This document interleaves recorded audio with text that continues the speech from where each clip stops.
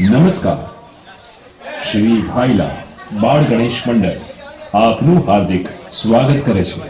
वक्रतुण्ड महाकाय सूर्यकोटि समप्रभ निर्विघ्नं कुरु मे देव सर्वकार्येषु सर्वदा.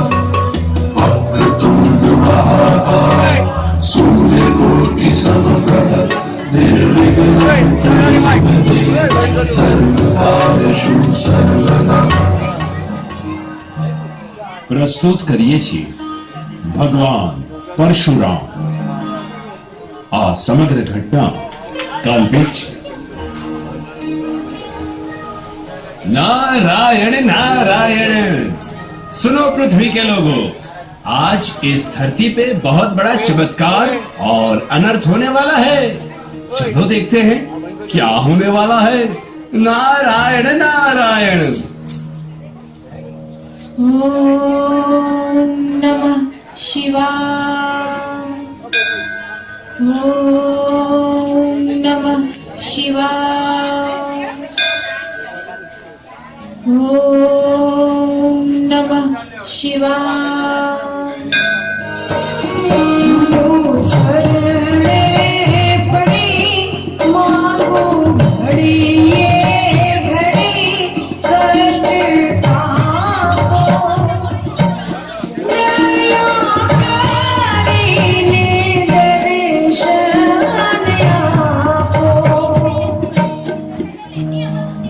हे मेरे भोलेनाथ, आज मेरा 16 सोमवार का आखिरी व्रत है और मेरी कड़ी परीक्षा है. आज भगवान परशुराम मेरे पति को मारने के लिए आ रहे हैं. मेरे लिए मेरा पति ही मेरा परमेश्वर है, तो मेरे पति की रक्षा करना प्रभु. सुमरात्रि, कहा हो तुम ये शिवलिंग की पूजा क्यों कर रही हो? मैं भगवान में नहीं मानता. बंद करो ये सब, नहीं तो मैं तुम्हें भी मिटा दूंगा.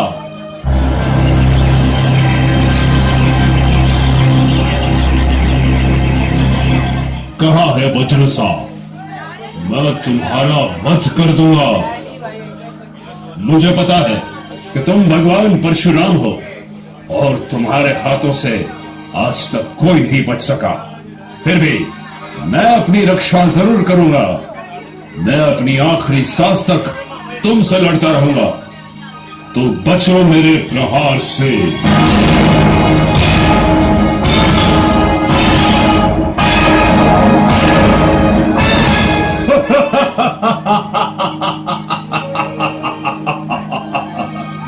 मैं अजर हूं, मुझे कोई नहीं मार सकता.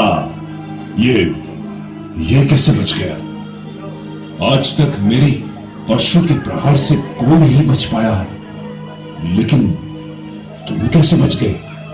ये धरती पे ऐसी कौन सी शक्ति है जो तुम्हारी रक्षा कर रही है? नारायण नारायण. नारद, तुम उसकी रक्षा कर रहे हो? नारायण नारायण. भगवान परशुराम, आपके सामने मैं उसकी मदद कर सकता हूं भला? देखिए, पृथ्वी लोक में वज्रसा की पत्नी सती सुमरात्रि भगवान भोलेनाथ की आराधना कर रही है. उसकी भक्ति राजा वज्रसा का कवच बनके उसकी रक्षा कर रही है. इसीलिए उसे कोई नहीं मार सकता.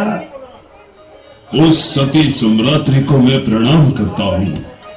हे सती सुमरात्रि, मुझे माफ कर देना. मैं अपना प्रहार वापस लेता हूँ.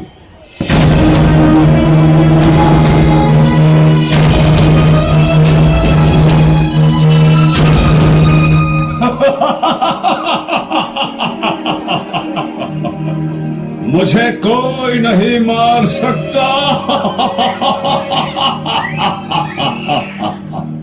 नारायण नारायण. तुम बोल रहे हो वज्रसा? तुम अपनी शक्ति पे इतना अभिमान मत करो. तुम अपनी पत्नी सती सुमरात्रि की भक्ति की वजह से बच गए हो. नारायण नारायण. हे नारद, ऐसी बात है तो आज मैं उसे भी मार देता हूँ और देखता हूँ कि मेरी शक्ति बड़ी है या उसकी भक्ति। ओम नमः शिवाय। ओम नमः शिवाय। ओम नमः शिवाय। कहाँ है रानी सुम्रात्री? मैं यहाँ हूँ स्वामी। मैं तुम्हें मार दूंगा। स्वामी, आप मुझे क्यों मारना चाहते हो? मैं तो यहाँ आपके प्राणों की रक्षा के लिए भगवान शिव जी को प्रार्थना कर रही हूँ और उनकी अपार कृपा की वजह से ही आपकी जान बच गई। नहीं, ऐसा नहीं हो सकता।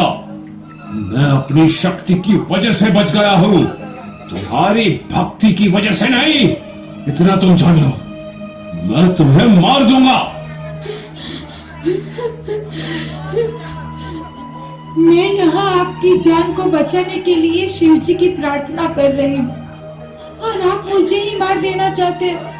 मैं सब कुछ सहन कर सकती हूँ, लेकिन ये दर्द मैं बर्दाश्त नहीं कर सकती। अब मैं जीना नहीं चाहती। हे भोलेनाथ, मुझे कोई रास्ता दिखाओ। मुझे आप अपनी शरण में ले लो भोलेनाथ।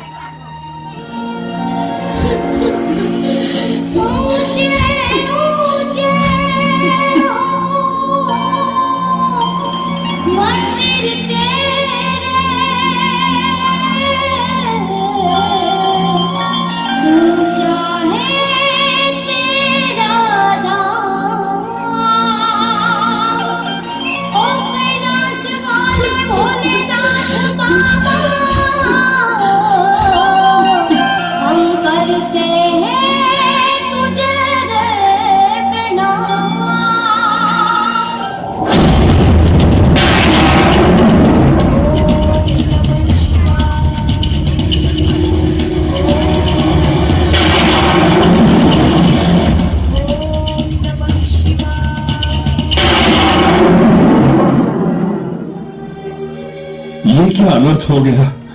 हे भोलेनाथ, मुझे माफ कर दो। मुझे पता चल गया है कि मैं मेरी पत्नी की भक्ति की वजह से ही बचा हूं। हे भोलेनाथ, मुझे मेरी पत्नी वापस लौटा दो। मुझसे बहुत बड़ा अपराध हो गया है। नारायण नारायण। हे राजन, इस संसार में अभी भी एक शक्ति है जो तुम्हारी पत्नी को वापस ला सकती है। हे मुनिवर, जल्दी मुझे उसका उपाय बताइए।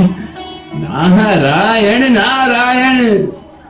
आज भी संसार में एक अलौकिक चमत्कारिक शक्ति है। वो है शिरडी वाले साईं बाबा, जिसके नाम से ही पीड़ा, कष्ट, क्लेश कोसों दूर चले जाते हैं। तुम उसी दिव्य शक्ति को पुकारो।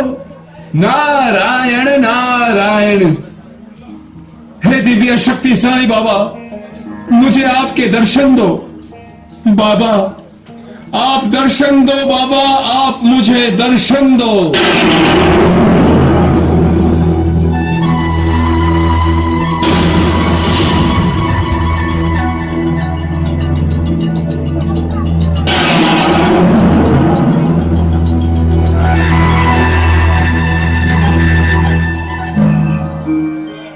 बोलो राजन, क्या चाहते हो तुम?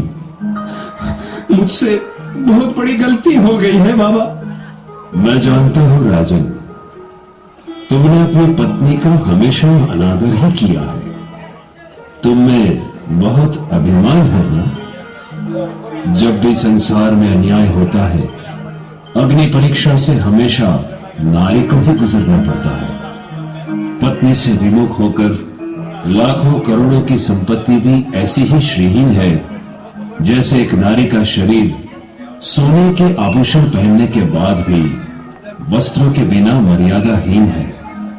साईं, तुम्हारा ये रूप तो सभी ने देखा है। तुम साईं, संत, फकीर जो भी हो, वो मैं नहीं जानता। मुझे मेरी पत्नी चाहिए, वो भी तुम अपने वास्तविक रूप में आकर मुझे अपनी पत्नी दोगे तो ही मैं उसका स्वीकार करूंगा। तो लो राजन, तुम्हारी पत्नी को लेकर मैं तुम्हें दर्शन देने के लिए नीचे आता हूँ।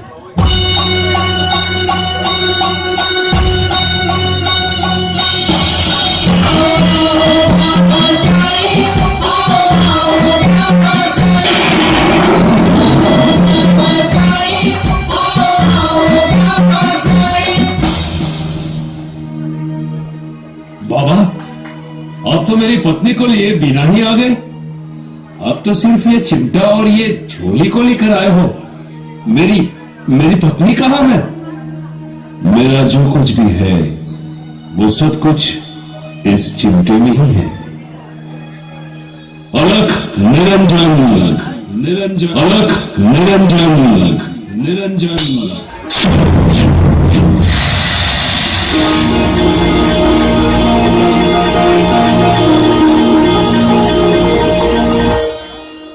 हे बाबा, आपके दर्शन पाके हमारा जीवन धन्य हो गया। अब हमें भगवान परशुराम और साईं राम ऐसे दोनों का एक रूप में दर्शन दो।